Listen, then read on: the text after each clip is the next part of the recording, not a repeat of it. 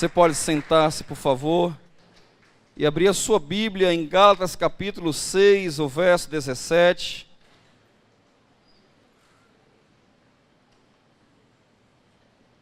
Eu sou o pastor Fernando Souza, eu sou baiano de nascimento, fabricação no Rio Grande do Norte.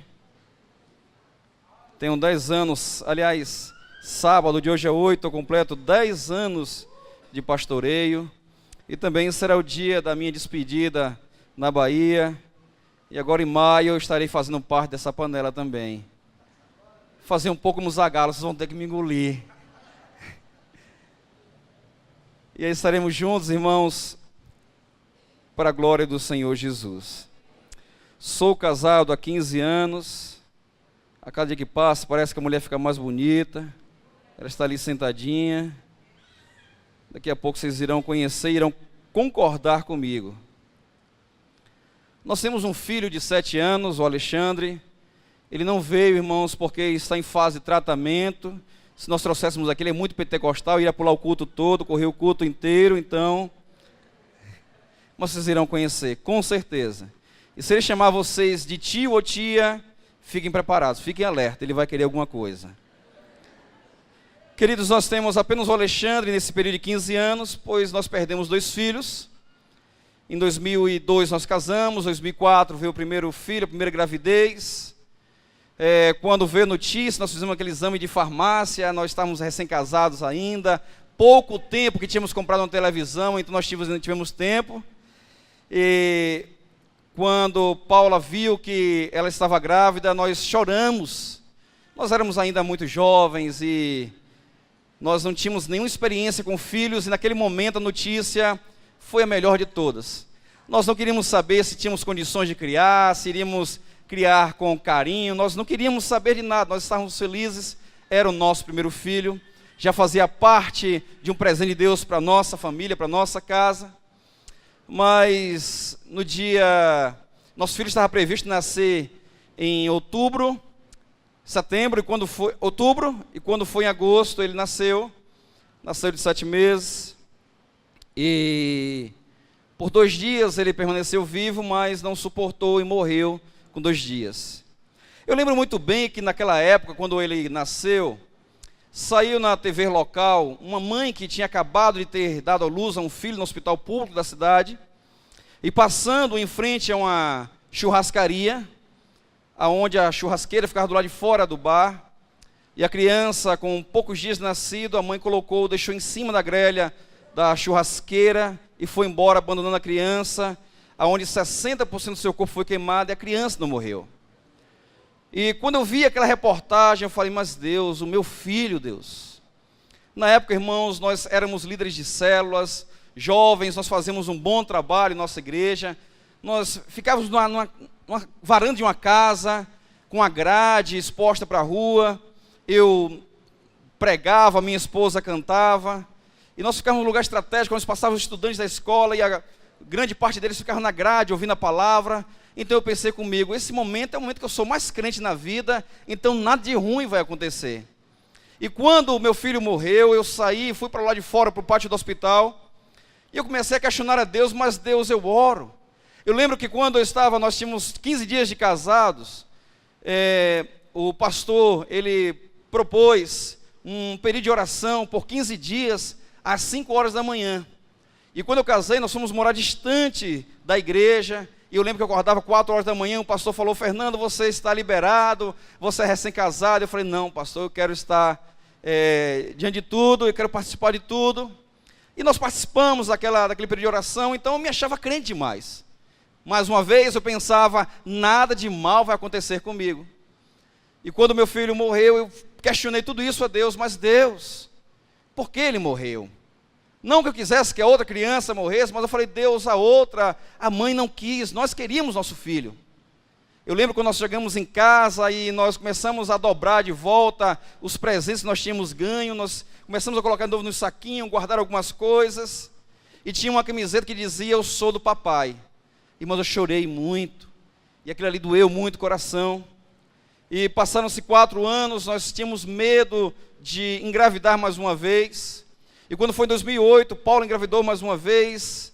De uma forma discreta, nós comemoramos e festejamos e celebramos. E pela segunda vez a criança também não nasceu. E em 2010, nasceu o Alexandre, para a glória do Senhor Jesus. E ele tem 7 anos, faz parte de tudo que nós temos, da nossa história, da nossa vida. E essa noite eu queria falar sobre as marcas de Cristo em cada um de nós. Eu falei para vocês em pouco tempo, pouco da minha história, pouco do que aconteceu comigo. É claro que no decorrer da nossa vida nós iremos ouvir histórias, nós iremos contar histórias, iremos participar das mesmas histórias, iremos tirar selfies juntos, iremos mudar o perfil várias vezes do Face, né? Nós iremos compartilhar os mesmos vídeos várias vezes, e assim nós vamos crescer juntos até que o Senhor volte. E Paulo escreve à igreja da Galácia, no capítulo 6, no verso 17, depois que ele estava bravejando por conta do bem comum de todos, brigando contra a religiosidade, ele diz: sem mais, que ninguém me perturbe, pois trago em meu corpo a marca de Jesus.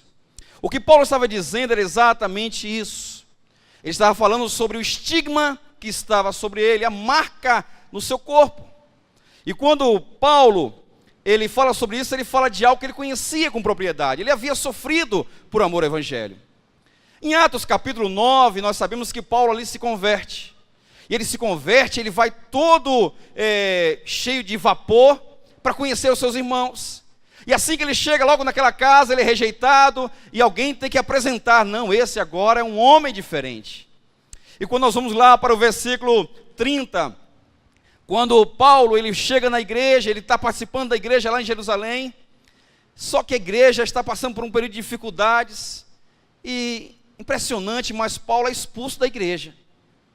De repente a diretoria da igreja se reúne e expulsa Paulo da igreja. Imagina só, alguém tirar Paulo do seu rebanho. E Paulo teve que ir embora para Damasco. E no versículo 31 diz que depois que Paulo foi embora, surpreendentemente a igreja cresceu e prosperou. Paulo era uma pedra de tropeço. Era exatamente aquilo que Deus havia dito para ele. Ele vai saber o que é sofrer pelo meu nome. Eu acho que quando nós nos convertemos, se por acaso Deus tivesse mencionado isso para cada um de nós, eu acho que poucos permaneceria firme com o Senhor. Porque a grande maioria aceita Jesus pensando: a partir de agora, tudo vai mudar. E de repente você começa a se deparar com coisas que vão te marcar, e marcar para sempre. Nessa caminhada de Paulo, quando ele foi expulso, ele passa 3 anos entre Damasco e entre a Arábia. Gálatas capítulo 1, versículo 17. Possivelmente, segundo os historiadores, foi lá onde Paulo escreve a sua segunda carta aos Coríntios, no capítulo 12, quando ele diz da sua grande experiência com Deus, que nós vamos ler daqui a pouco. Mas quando nós falamos sobre a marca que Cristo expôs, colocou em cada um de nós, nós começamos a pensar que em algum momento da história nós somos marcados. Esse filho nosso de 7 anos, ele foi para a escola pela primeira vez com 3 anos de idade. E antes que nós pudéssemos levar a escola, nós escolhemos a escola e olhamos cada detalhe. A minha esposa é pedagoga, ela teve o cuidado de escolher o melhor princípio educacional. E também nós olhamos como era a grade da piscina, como era a escorregadeira, o parquinho, como era a sala, se tinha ventilação ou não, ele é alérgico. E nós escolhemos aos nossos olhos a melhor escola, a mais segura possível para ele. Só que como ele é um pouquinho agitado, em um momento depois do recreio, ele estava em pé com os colegas, e um dos colegas chamou ele saiu da fila, correu com os colegas, subiu na escorregadeira, e depois de subir a escada, ele, em vez de descer de frente, ele desce de cabeça.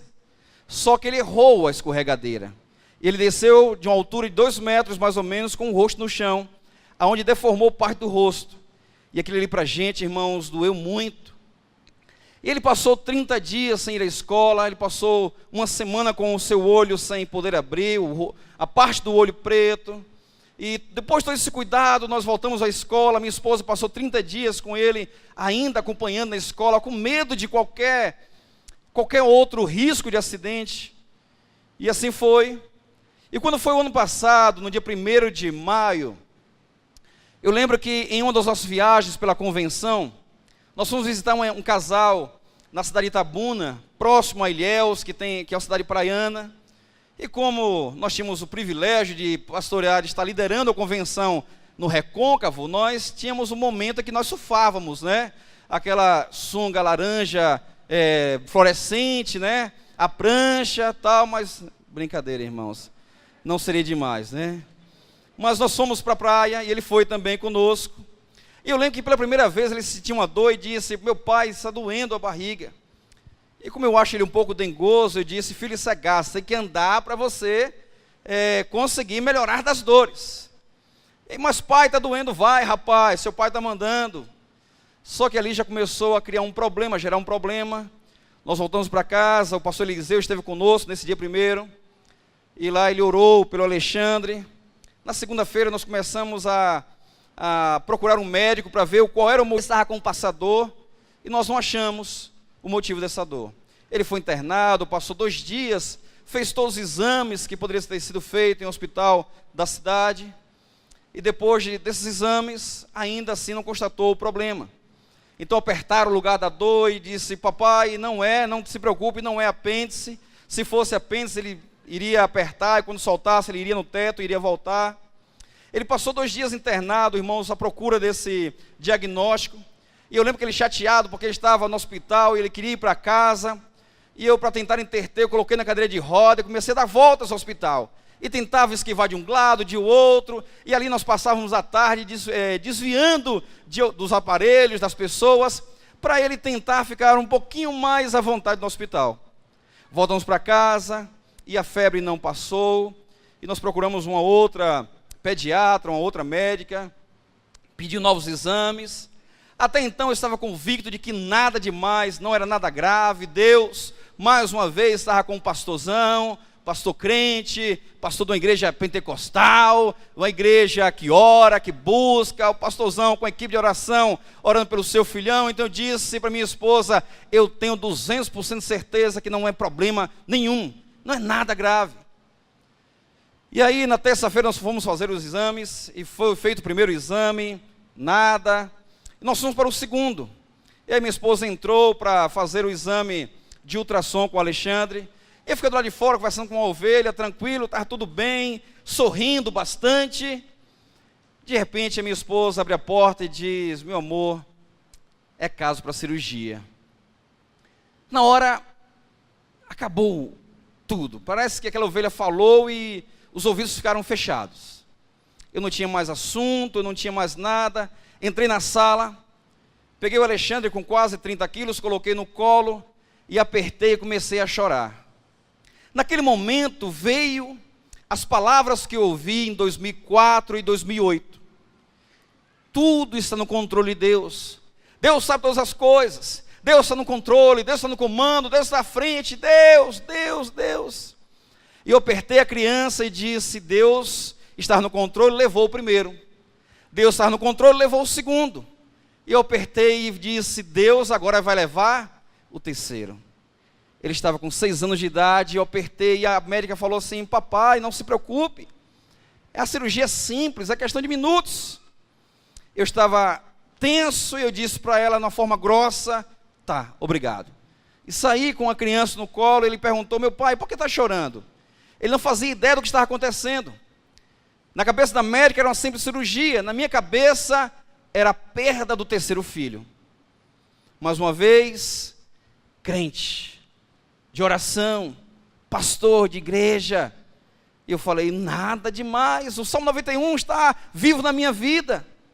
Só que naquele momento eu falei, Deus, mais uma vez, vai fazer a vontade dEle, e a vontade dEle vai levar essa criança. E eu dizia para Deus, mas Deus, já amei, Deus, já cuidei, Deus, Ele parece comigo. Deus, nós falamos a mesma língua, Deus, nós brincamos de cavalinho em casa, nós brincamos de futebol, eu sou goleiro, nós empurramos o carrinho, fazemos o barulho do motor com a boca. Deus, nós pegamos a meia do papai, enchemos de papel e fazemos uma bola na sala. E eu passei alguns minutos, irmãos, com a criança no colo, e chegou um momento que os braços começaram a doer, mas eu falei, pode ser que seja o meu último abraço, não vou deixar ele sair. Ele perguntou mais uma vez, pai, por que está chorando? Eu falei, nada, filho. E quando o braço começou a cansar, eu sentei para que ele pudesse apoiar na minha perna, e Paula veio, nós entramos no carro, os dois chorando, e aí ele inocentemente perguntou, pai, eu estou com fome, quando a gente sair daqui nós vamos comer um hambúrguer? Eu falei, filho, depois que acabar tudo isso, nós vamos comprar vários hambúrgueres. E nós voltamos para a médica. Ele com plano de saúde, então eu pensei, nós não vamos para o hospital público, nós vamos para Salvador. Salvador fica próximo de Feira de Santana, então seria fácil resolver tudo por lá. E aí nós fomos procurar a médica não, vocês vão ficar aqui, não tem tempo. O problema é sério, ele sente dores. Já tem mais de 10 dias, não pode esperar mais, tem que ser em Feira de Santana, tem que ser hoje, vou mandar um relatório já para vocês, levarem para a equipe médica, ligou para a equipe médica do hospital, e nós fomos, e lá entrou pela triagem, eu não pude mais acompanhar.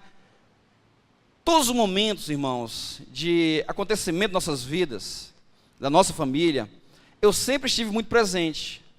Em 2012, a minha mãe faleceu, eu fiz o culto fúnebre. E para surpresa de todos, foi um momento de louvor e adoração, de Pentecostes no funeral dela. Porque eu sabia que não estava perdendo a minha mãe, mas que estava colocando ela nas mãos do Senhor, para que Ele pudesse estar com ela. Então foi um momento maravilhoso, mas no momento em que Alexandre entrou no hospital, pela primeira vez, ele entrou com a mãe e eu fiquei do lado de fora. Quando a mãe entrou, o hospital era grande, eu comecei a rodear o hospital. E eu fiz uma oração diferente de todas as outras que eu tinha feito durante toda a minha vida. Eu disse para Deus, Deus, a primeira vez tu fez a tua vontade. A segunda vez tu fez a tua vontade. A terceira vez eu peço a minha vontade. Irmãos, quando eu liguei para os irmãos da igreja, pedi que eles orassem, contei a situação. De repente uma equipe de irmãos começaram a orar na igreja, uma outra equipe foi para a porta do hospital, e de repente começou a se aglomerar vários crentes na porta do hospital, e eu consegui escapar deles e fui para um lugar onde ninguém iria me ver, no fundo do hospital, e eu durante mais ou menos 1 hora, eu só fazia orar a mesma coisa. Deus, dessa vez não faz a tua vontade, faz a minha vontade. Deus, eu tenho medo que a tua vontade seja levar, e eu não posso perder essa criança. A minha esposa não pode mais ter filhos. Esse é o nosso último e único. Por favor, dessa vez. E eu tentei começar a barganhar com Deus. Deus, eu troco ele por isso, eu troco isso por aquilo outro. E comecei a pedir a Deus, Deus, vamos negociar alguma coisa que possa me custar muito. Eu troco por ele. E eu lembro, irmãos, quando eu voltei e sentei mais uma vez na sala de espera, a enfermeira me procurou e perguntou, cadê o pai do Alexandre? E eu falei, estou aqui. E ela veio na mão dobrada, o shortinho dele, a cuequinha, a camisetinha com o tênis em cima. Irmãos, eu voltei com o carro para o carro com a mão tremendo, com aquela roupa. Voltei a cena da minha mãe quando ela faleceu, e no outro dia fomos fazer a faxina e jogamos no lixo a sandália dela, os sapatos, algumas coisas que ela já tinha usado já. E quando eu voltei para o carro com essas roupas dobradas, eu falei, meu Deus. E mais uma vez dei outra volta no redor do hospital e falei, Deus. A minha preocupação era como essa criança vai entrar no centro cirúrgico sozinho, sem o pai, sem a mãe do lado. E agora? Naquele momento Deus enviou uma pessoa, uma ovelha nossa, que é assistente social, e foi até o hospital para estar ao lado de Paula, e está auxiliando nesse momento para nós difícil. E deram um medicamento para ele, ele dormiu. E ele entrou no centro cirúrgico, acho que às 4 horas da tarde, mais ou menos, mas demorou demais, irmãos. Uma eternidade. 6 horas ele começou a entrar no centro cirúrgico fazer cirurgia, e aí o medo aumenta. mais uma vez, aquele momento de 2004, 2008, 2012, vem à cabeça. E eu disse, meu Deus, meu filho, mais uma vez eu saio para barganhar com Deus, para chorar com Deus e dizer, Deus, não, dessa vez não. E para a glória do Senhor Jesus, aconteceu tudo bem realmente a cirurgia. Houve um grande risco, o apêndice ele foi perfurado, estava necrosado, e depois da cirurgia nós ficamos mais tranquilos, ele passou ainda alguns dias internado, e ficou com aquela marca na barriga. Meu filho é lindo, né? Tem mistura do pai e da mãe, as partes bonitas dos dois Deus selecionou, juntou e formou uma peça única. E eu pensava, poxa, aos 18 anos vou colocar ele na academia para ficar com aquele abdômen bem definido, peitoral e tal. Mas eu pensei, e a marca? Não vai ser tão perfeito. Vai ter o traço daquela marca. Aí nós voltamos mais uma vez para Paulo, irmãos. Lá em 2 Coríntios, no capítulo 12. Aliás, o capítulo 11, 2 Coríntios 11.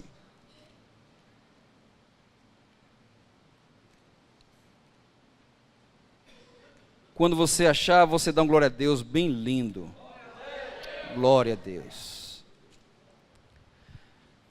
Irmãos, Paulo escreve em 2 Coríntios, capítulo 11, no verso 23, em diante, ele diz, são eles servos de Cristo? Estou fora de mim para falar dessa forma, eu ainda mais, trabalhei muito mais, fui encarcerado mais vezes, fui açoitado mais severamente, exposto à morte repetidas vezes. 5 vezes recebi dos judeus 39 açoites, 3 vezes fui golpeado com vara, 1 vez apedrejado, 3 vezes sofri naufrágio, passei uma noite e um dia exposto à fúria do mar, estive continuamente viajando de uma parte a outra, enfrentei perigos de rios, perigos de assaltantes, perigos dos compatriotas, perigos dos gentios, perigos na cidade, perigos no deserto, perigos no mar, e perigo dos falsos irmãos. Trabalhei arduamente, muitas vezes fiquei sem dormir, passei fome, passei sede, e muitas vezes fiquei em jejum, suportei frio, suportei nudez. Além disso, enfrento diariamente uma pressão interior, a saber, a minha preocupação com todas as igrejas. Aí ele diz no verso 29, quem está fraco, que eu não me sinta fraco, quem não se escandaliza, que eu também não me queime por dentro. Quando Paulo começa a relatar o seu sofrimento, ele está dizendo tudo isso por conta do Evangelho. Paulo se converte mais ou menos aos 40 anos de idade, e entre os 40 aos 53, ele experimentava um grande vigor missionário. Ele estava afoito, tudo que ele queria, tudo que podia, ele estava presente. E quando ele estava lá, na Arábia, num período de aproximadamente 3 anos, ele tem um encontro com Deus. E ali ele escreve no capítulo 12, quando ele diz que, no versículo 2, que eu conheço um homem em Cristo que há 14 anos foi arrebatado do 3º céu. Se foi no corpo ou fora do corpo, eu não sei, Deus sabe. E sei que esse homem, se no corpo ou fora do corpo, não sei, mas Deus o sabe, foi arrebatado ao paraíso e ouviu coisas indizíveis, coisas que ao homem não é permitido falar. Paulo sofre, Paulo passa por suas perseguições, Paulo tem as suas marcas corporais, suas marcas físicas, mas ele tem no final uma grande experiência com Deus. Sabe, irmãos, o homem inteligente como Paulo, que durante o seu ministério, ele aprende muitas coisas, aprende vários assuntos, consegue escrever palavras difíceis, assuntos difíceis, muitas coisas complexas, debatia com grandes mestres, e ele diz, eu conheci algo que eu não sei explicar, eu conheci algo que está acima do meu entendimento, eu conheci algo que os meus ouvidos nunca ouviram nada a respeito. É interessante, irmãos, que nós passamos folhas do livro de Apocalipse rapidamente, porque nós temos logo receio de dizer que entende alguma coisa sem entender nada, e já vamos de prontidão dizendo, eu não entendo o livro de Apocalipse.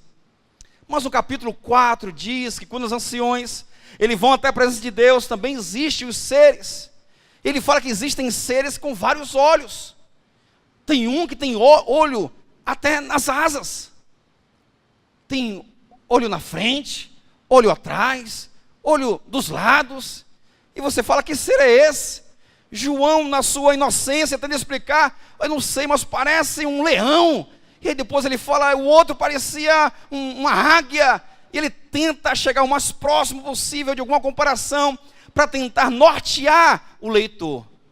E Paulo poderia dizer muito bem para nós, claramente, o que seria aquilo. O que ele consegue escrever, está no capítulo 2, no verso 9 de Coríntios, que diz, o que os olhos não viram, o que os ouvidos nunca ouviram, e nunca chegou ao coração do homem, é aquilo que Deus reservou para aqueles que o amam. Paulo, apesar dos sofrimentos, das suas estigmas, das suas marcas físicas, ele tem um grande encontro com Deus. É interessante que nós vamos agora ao segundo exemplo, o segundo modelo de homem de sofrimento, de homem marcado por Deus. E nós vamos ao capítulo 1 de Jó, quando Jó tem uma experiência terrível com Deus. A partir do capítulo 6, depois de um diálogo entre Deus e Satanás, a primeira pergunta que Deus incita Satanás é, você conhece Jó? Ele é íntegro, ele é reto, não há na terra igual a ele. A Bíblia fala que Jó era o homem mais rico do Oriente. E de repente, depois desse bate-papo entre Deus e Satanás, Jó começa a perder os seus bens, depois perde os seus filhos, depois perde a sua saúde e começa a coçar o seu corpo com um pedaço de telha. Poderíamos dizer que a alma desse homem foi completamente tocada. Jó, ele fez exatamente o que nós poderíamos fazer. Nós iríamos exatamente, claro que, como ele disse, no versículo 22, que Deus não tem culpa de nada. Mas ele diz, eu amaldiçoo o dia do meu nascimento. Antes, eu não tivesse nascido. Depois de perder tudo isso, irmãos, eu perdi apenas um filho. O outro nós perdemos ainda em gestação, mas a dor foi grande. E Jó, que perdeu 10 filhos. Nós perdemos o emprego e ficamos agora desesperados. E agora, Senhor? Jó não só perde a sua fonte de renda, mas perde tudo. E ele poderia abrir a boca e dizer o seguinte, agora eu vou trabalhar para conquistar tudo novamente. Só que ele não tem saúde para trabalhar. E resta apenas a mulher que incita ele a reclamar, a murmurar de Deus, a falar com Deus e entregar o caso. Ele disse, não, eu aceito o bem de Deus, mas também aceito o mal de Deus. Eu sei entender exatamente o propósito de Deus para a minha vida. Paulo, ele foi tratado no físico, ele foi marcado no físico. Jó foi tratado na alma, marcado na alma. O terceiro exemplo está em Gênesis 28, quando Jacó, depois de toda a sua história, que acaba se passando pelo seu irmão, ele foge, também ele é enganado pelo seu sogro, casa primeiramente com uma mulher que ele não queria, para depois casar mais ou menos, casar com a outra mais uma vez, e trabalhou 14 anos, e depois de próspero, ele agora vai ter um encontro com seu irmão Esaú, e antes que ele se encontre com seu irmão, ele vai ao outro lado do Jordão, e lá ele vai orar, e dessa vez à noite, e ele passa a noite inteira orando, e nós sabemos que naquele momento surge um anjo, e ele começa a brigar com esse anjo e diz, eu não posso deixar com que você saia antes que me abençoe. A guerra agora de Jacó era, abençoa a minha vida, eu quero algo espiritual da tua parte. E esse conflito durante toda uma noite, gera uma marca também em Jacó. E Jacó, ele sai tocado na sua articulação da coxa, e ele sai mancando desse encontro, porque ele foi marcado em um encontro espiritual. De repente, irmãos, nós temos alguma coisa parecida nessa história. De repente você se identifica com alguém nessa história. Quando nós estamos crescendo em nossas casas, nós aprendemos que iremos estudar, nos formar, trabalhar, encontrar alguém para casar, ter filhos. Nós sonhamos com a vida do palácio. Sonhamos com um príncipe encantado. Sonhamos com a princesa. Sonhamos com as coisas dando certo. E de repente parece que nada dá certo em nossas vidas. E de repente nós começamos a perguntar a Deus: Deus, mas por quê? Talvez você use a mesma expressão que eu usei com Deus. Mas Deus, eu sou crente, eu oro, eu sou pastor. Na época eu era líder de células, eu era líder de jovens, e agora pastor de uma igreja. Por quê? Na época que Alexandre fez a cirurgia, ainda era um presidente da convenção regional na Bahia. Então, mais outra cobrança para Deus. Ou seja, a minha oração era o meu currículo. Olha, Deus, aqui quem eu sou. Nesse momento nós somos servos e falamos: Senhor, eu não estou em cima, eu estou embaixo. Eu me humilho, eu me rasgo, eu me lanço e tal. Naquele momento você realmente não é nada. E Deus experimenta tudo isso em você, para que você seja marcado. E aí Paulo diz: olha, se tem alguma coisa que eu me orgulho, está na cruz de Cristo, na renúncia, na entrega do meu eu. Se existe alguma coisa que eu possa realmente abrir mão, está nisso tudo. É interessante, irmãos, que Paulo escreve aos irmãos que estavam em Filipenses, no capítulo 4, no verso 21 e o verso 22, Filipenses 4, saudações finais. Paulo estava preso na casa de César, preso próximo a soldados, trocando os plantões, copeiros trazendo a comida para ele, e ele manda essa carta para a igreja, aos filipenses. E o verso 21 ele diz: saúdem a todos os santos em Cristo Jesus. Os irmãos que estão comigo também enviam saudações. Verso 22, todos os santos lhe enviam saudações, especialmente os que estão no palácio de César. É interessante que nesse momento, quando Paulo diz isso, ele estava preso. Depois de sofrer tudo isso, depois de passar por todas as tribulações, com todo o seu gás, ele está evangelizando. E preso, vinha um soldado para lhe vigiar e ele evangelizava. Trocava de soldado de guarnição e ele estava lá evangelizando. Trocava os copeiros, vinha trazer a sua comida, ele estava evangelizando.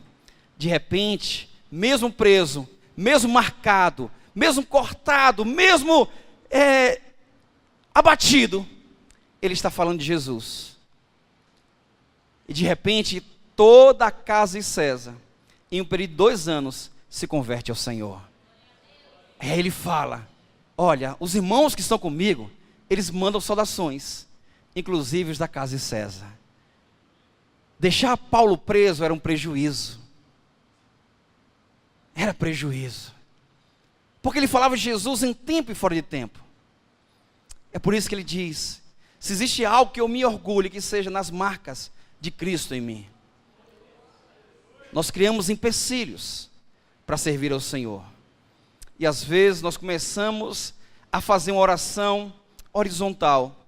E começamos a nos olhar nos outros. Porque fulano faz, eu faço também. Porque fulano tem, eu quero também. Esquecemos de fazer como Filipenses, no capítulo 2. E ele diz que Jesus, ele se esvaziou da sua glória, como o pastor colocou muito bem aqui essa noite. Nós esquecemos de nos vaziar, para que a glória dele nos encha, e realmente cumprir o propósito que nos foi designado. A igreja somos nós. Cristo é o cabeça. Nós temos um propósito nesse lugar, irmãos. Cultos religiosos não enchem o céu. É interessante que no capítulo 5 de Apocalipse, a partir do versículo 8, a Bíblia fala que os anciãos, 24 anciãos, cada um deles tem um trono. Cada um deles sentado no seu trono tem a sua coroa. Mas o verso 11, quando eles estão diante do Senhor com uma taça de ouro, que a Bíblia fala que são as orações dos santos, eles se levantam do trono para dizer: Deus tem um trono, eu também tenho, mas a honra é dele. Os anciões se prostram diante de Deus, tiram suas coroas. Deus tem coroa, eles também têm as suas coroas. Eles tiram suas coroas e lançam aos pés de Deus e diz: a honra do trono e a glória da coroa pertence a ti. Quando os anciãos se prostram diante de Deus, ele está dizendo: toda honra, toda glória pertence ao Senhor. Nós lutamos para ter alguma coisa, para ter uma vida modelo, certinha, confortável, perfeita. E parece que a história não se encaminha para esse jeito. Parece que não vai exatamente do rumo onde nós queríamos que fosse. Parece que realmente Deus nos contraria em algumas situações e permite que a gente passe por outras que nós não queríamos jamais que viéssemos a passar. Nós queremos um evangelho que venha a ser moldado para nós. É interessante que João Batista, primo carnal de Jesus, tinha a mesma idade de Jesus, apenas uma diferença de 6 meses. Ele pregava o evangelho em todos os lugares, vinha pessoas de vários lugares para ouvir o evangelho, mas João Batista nunca falou sobre teologia da prosperidade. Ele nunca prometeu emprego a ninguém. Ele nunca prometeu um carro próprio a ninguém. Ele nunca prometeu que você teria a casa própria. Mas ele começa a pregar sobre o evangelho de arrependimento. E depois que ele prega esse evangelho de arrependimento, por conta dessa palavra, ele vai preso. E depois que está preso, ele está abatido. Ele chama seus 2 últimos discípulos. E chama André no canto da cela e diz: André, vai até Jesus.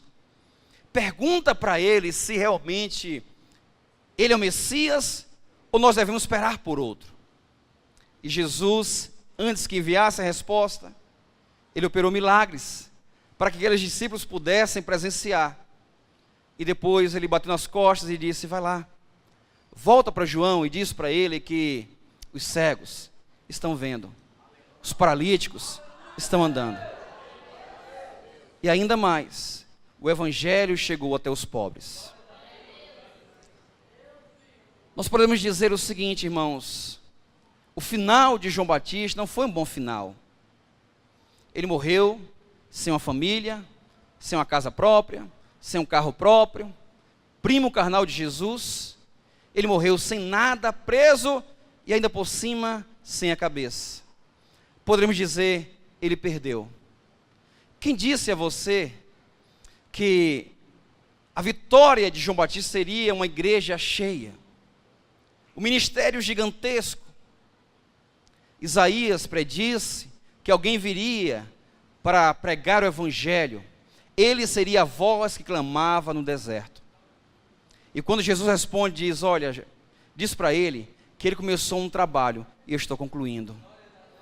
O propósito de João Batista aconteceu em Jesus. Quando João Batista morre, Jesus também morre, mas Jesus ressuscita. Glória a Deus por isso. Porque a vitória de João Batista não foi um carro próprio.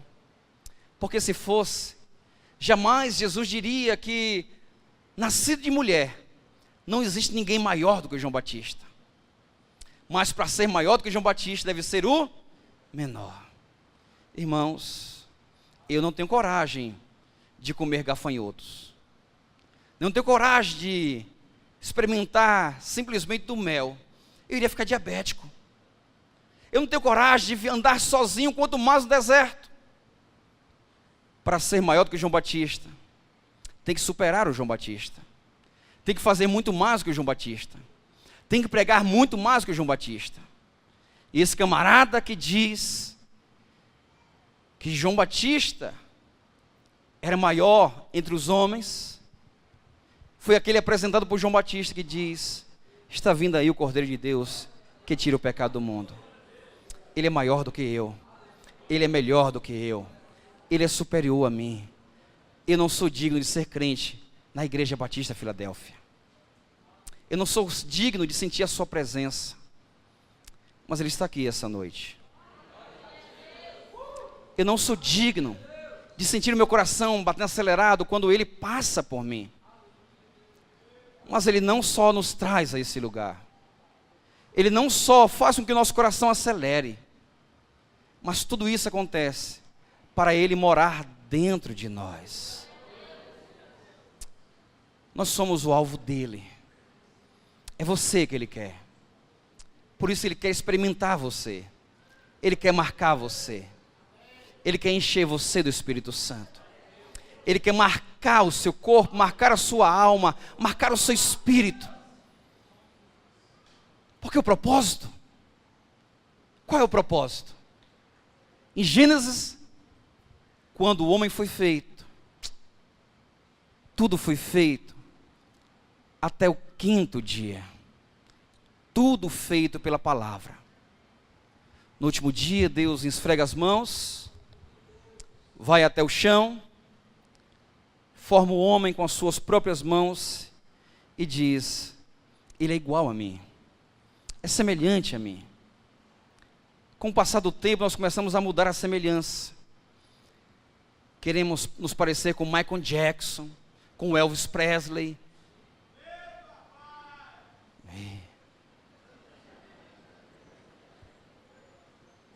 Na minha época, irmãos, eu queria me parecer com o Menudo. Já tive a cabeleira do Menudo, aquela que enche aqui atrás. O tempo passa, as modas também passam, e nós ficamos mudando de figuras. Mudamos de imagem. Mas chega um momento, irmãos, que Malaquias, no capítulo 3,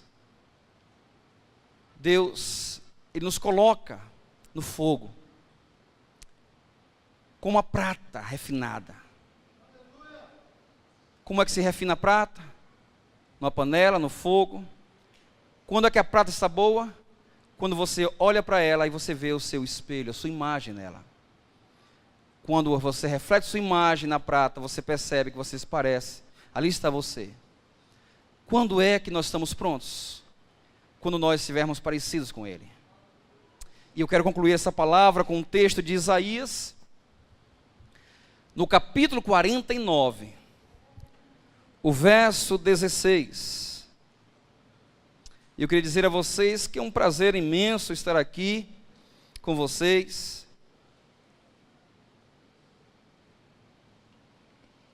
Ansiedade de vir logo para cá. Andar com meu amigo Paulo. Já falei com ele que ele vai aparecer, vai falar comigo, falar arrastado também. Não vou falar igual a ele, vai mudar o sotaque por minha causa. O texto de Isaías 49, verso 16.